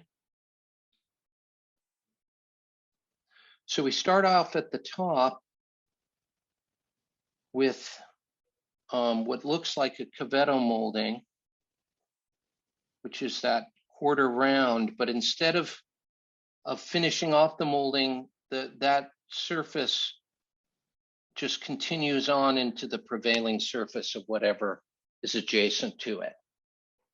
So it's a concave molding with one edge that blends into the adjoining surface. It's pretty easy.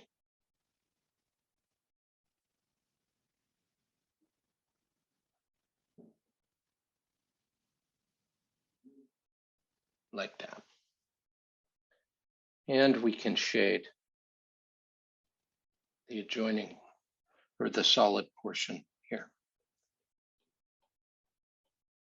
So the way to think of the Conge again is like a Cavetto, but one side blends into whatever's adjacent to it.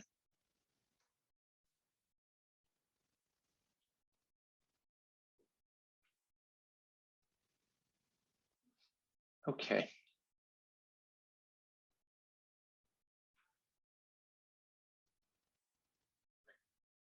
Trying to pick up the pace here. We're getting close to the end, so bear with me. Let's talk about the Conge.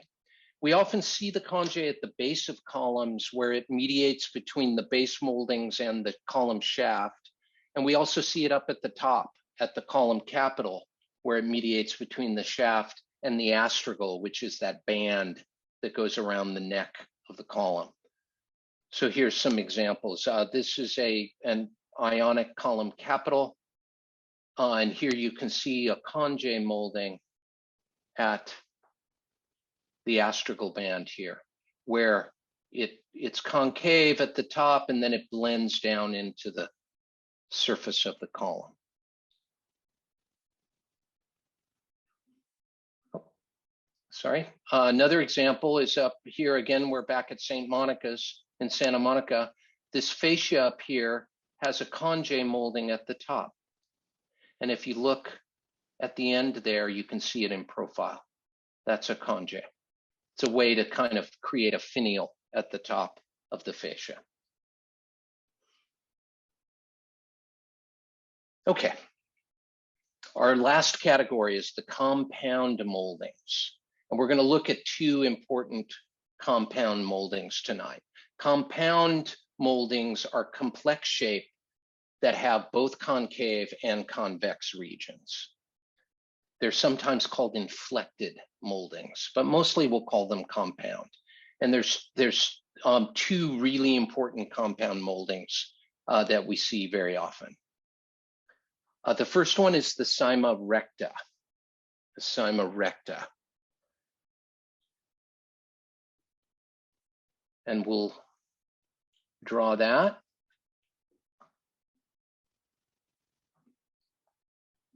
So I'm going to share my screen.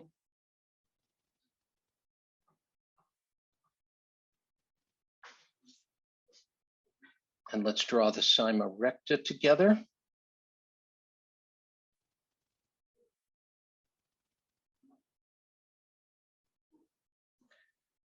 And we can actually, to save a little time here, we can draw the cyma recta together with its counterpart. So let's first start with the cyma recta.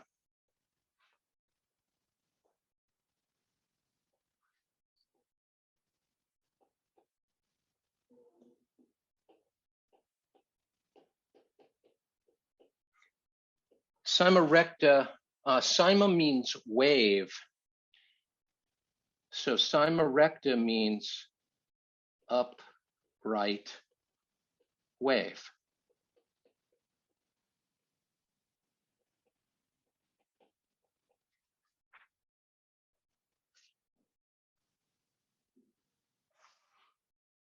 And the cyma recta in its normal orientation, not in a prone orientation, but it's in normal orientation, has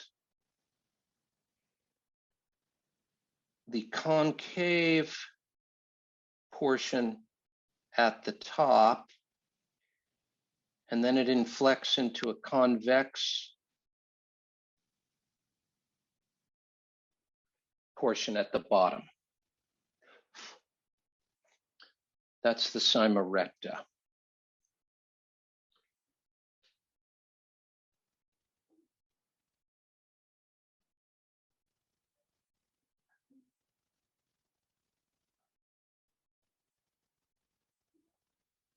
Like that.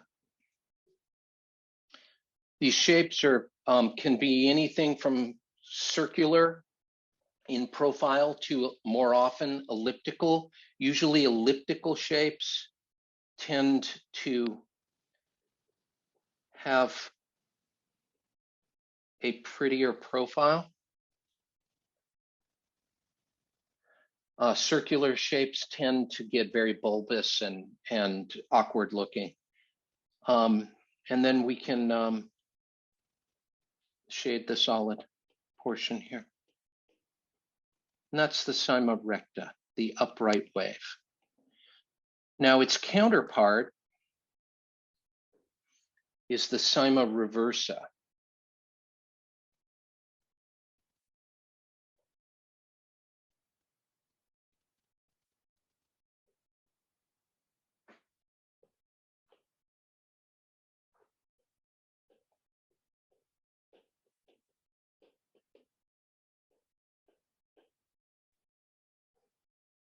And the cyma reversa means reverse wave.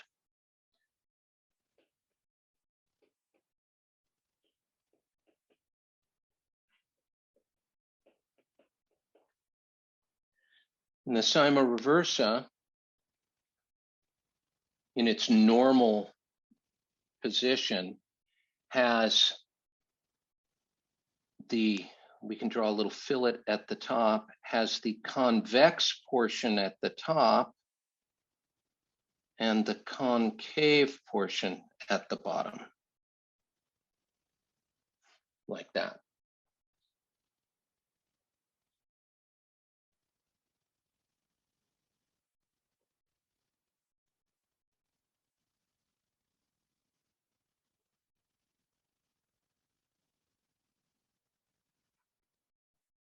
That's the cyma reversa.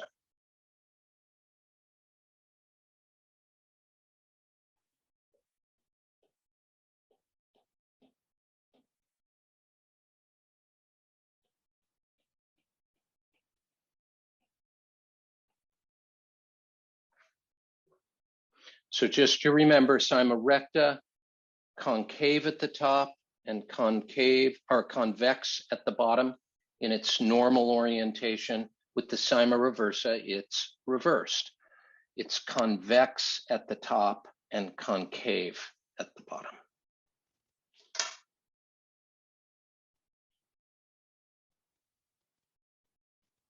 Okay.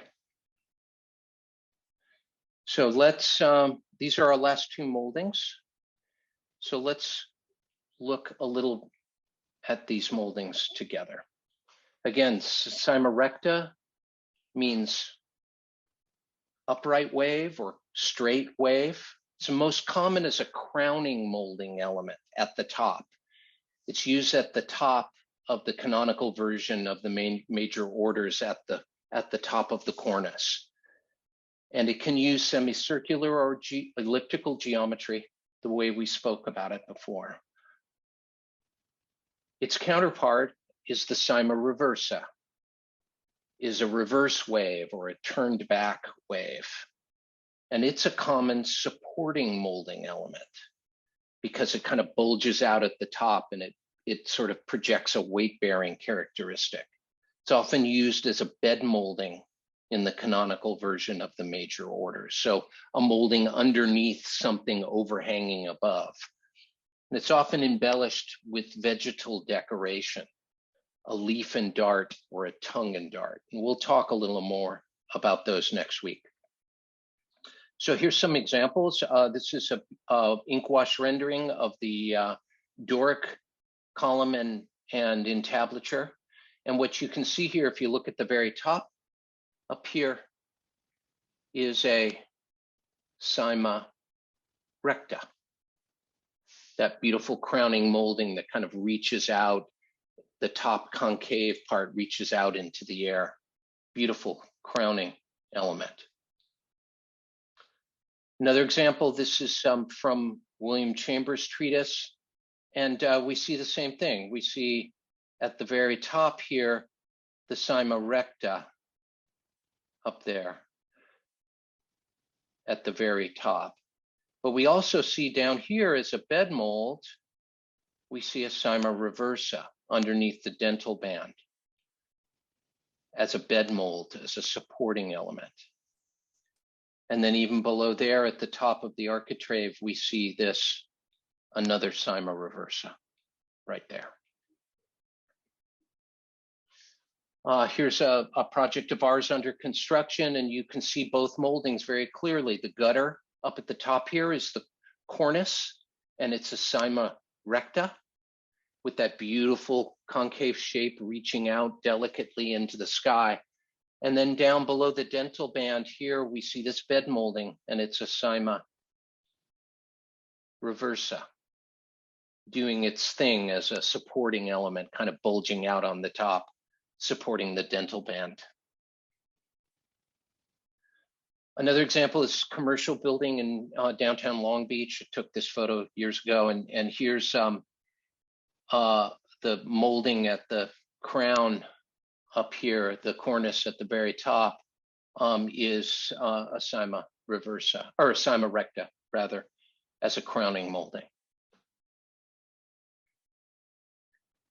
These moldings can also be quirked. We talked about quirking, which is where the curvature continues on past the inflection point and goes into a hollow or a little sunk area. And that just makes these moldings more expressive and more interesting. So you'll often see this in cabinet work and that kind of thing. A quirked cyma recta or a quirked cyma reversa. So one way to understand the geometry of these two moldings and their ethos is by seeing them as segments of a sine curve. So for those of you that can remember your high school math class, here's a bit of trigonometry. As you may recall, the sine function generates this undulating curve which oscillates back and forth on either side of the origin axis in a wave-like manner. Keep this shape in mind as we look at the next slide. Keeping that curve in mind, we can see the cyma moldings as sections of a sine curve. The cyma recta is constructed as a horizontal sine curve. We see that at the top here. As appropriate for a crowning element, the geometry emphasizes a horizontal outward motion, which is what you want to see at the top. Conversely, the cyma reversa molding is constructed as a vertical sine curve. The axis is vertical here, and that's appropriate for a supporting element. The geometry emphasizes vertical upward motion, resisting the loads above. So that's one kind of nifty way to see the moldings is as sections of a sine curve in different axes. Okay, Well, goodness, I've gone so far over time, but I just love talking about all of this, and I hope most of you have been able to hang in there with me. This concludes part one of the introduction to the classical moldings. Thank you all so much for attending the talk tonight. I'll be teaching part two of the class next week. You are now familiar with all the basic shapes, the kit of parts that make up the elements of classical architecture. So next week, we'll talk about strategies for using those parts to create evocative architecture. We'll cover decorative embellishment of the moldings. We'll look at how the moldings can be used to communicate an allegory of structure. And we'll explore concepts that can help guide us when we're designing with moldings. So I hope you enjoyed the class tonight. Thanks for hanging in there with me. I know it's a lot of content, but you did really well. I thank you all for supporting ICAA education, and I'll see you next week. Happy to answer any questions. I'll stop the share here. And if anybody has any questions they'd like to put in the question box, be happy to try to answer them. So I brought up the Q&A, and I see Dennis Woodson says, talk about David Adler, famous English architecture and use of moldings. Well, he was a master architect, of course, and like most excellent architects of his era, he was very well versed in the use of the moldings and how they're clustered together, particularly interiors. And I think Adler's use of moldings on the interiors are very evocative.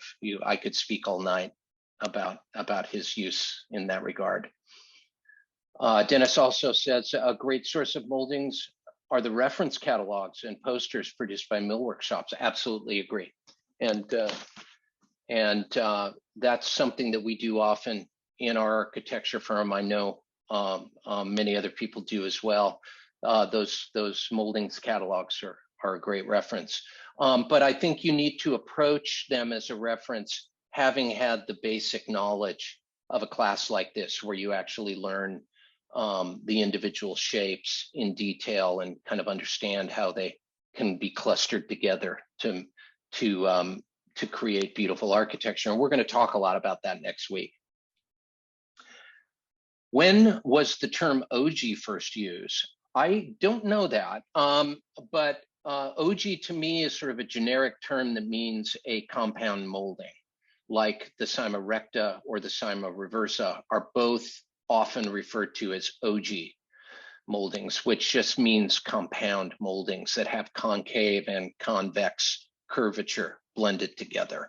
I don't know when that term originated. It's a more contemporary term, but in the ancient treatises, we see those two moldings referred to individually as cyma recta and cyma reversa, and they're collectively called compound moldings. When can we see a recording for part one? I'll let Diane Sipos maybe respond to that, or let you all know when the recording will be available. And then I see Claudia asks, of the references you mentioned, which is the best gift for a recent high school grad who intends to study architecture? Well, I'd recommend two of the books that we talked about. The first is the American Vignola, which is an excellent survey of all of the elements. And that's an invaluable reference.